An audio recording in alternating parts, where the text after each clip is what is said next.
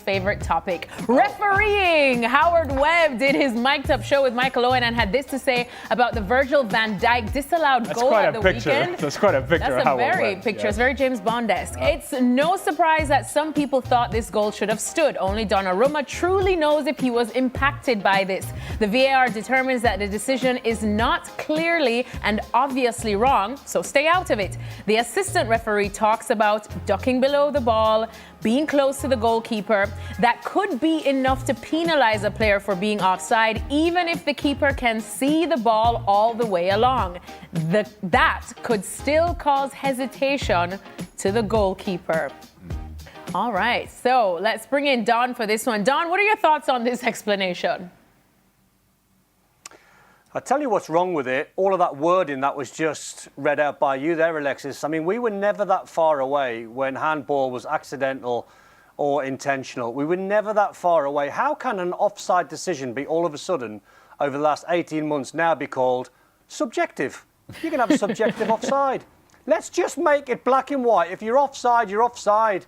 There's too much waffle. There's been so many incidents that have been put up on social media since that goal was disallowed. There's been so many because the word subjective just means it's going to be very inconsistent. It's just going to be how you read it, how you see it. It's a law that just doesn't really make any sense whatsoever. Let's just call it how it is, make it easier for fans, make it easier for referees to allow them to be more consistent. If you're standing in an offside position and someone has a shot and you're interfering with the goalkeeper, you should just be offside. Keep it simple, guys. Jules, what do you think? I think he was embarrassed by the decision and doesn't really know what to say. I think it's pretty clear from what he said on the show, the could and would and maybe not. It's not a mistake, but it could be a mistake. I can see why people say it's a mistake, but it might not be a mistake. And even himself confuses himself, I think, in this whole explanation. The fact is, Donnarumma sees the ball from the beginning to the end. Andrew Robertson, if he was there or not there, doesn't make any difference whatsoever to where the ball is going, what Donnarumma can do, what the City defense can do. Liverpool fans, gather round, because this could be one of those pivotal moments. A scouting mission that feels less speculative and more strategic, as the Reds cast their eye on an exciting defender who could become the next cornerstone of our backline. We're talking about Wilfried Singo, the Ivorian powerhouse currently at Galatasaray SK, who's reportedly being watched by many big clubs, including Liverpool. Here's what makes Singo especially tantalizing for Liverpool. At 24 years old, standing at around 1.90 meters, he combines physical dominance with versatility. He has played both right back and center back and ranks among Europe's elite in clearances, interceptions, and aerial duels won, stats that reflect exactly the type of defender Liverpool need to build around. Consider this: a defensive partnership featuring our trusted leader Virgil van Dijk alongside a younger, hungry building block like Singo. That's not just a pairing, that's a statement. It says Liverpool aren't reacting to their problems, they're anticipating what comes next. They're securing the future while still competing for the present. Let's be honest, Liverpool's defense has shown vulnerability. Injuries happen, fatigue happens.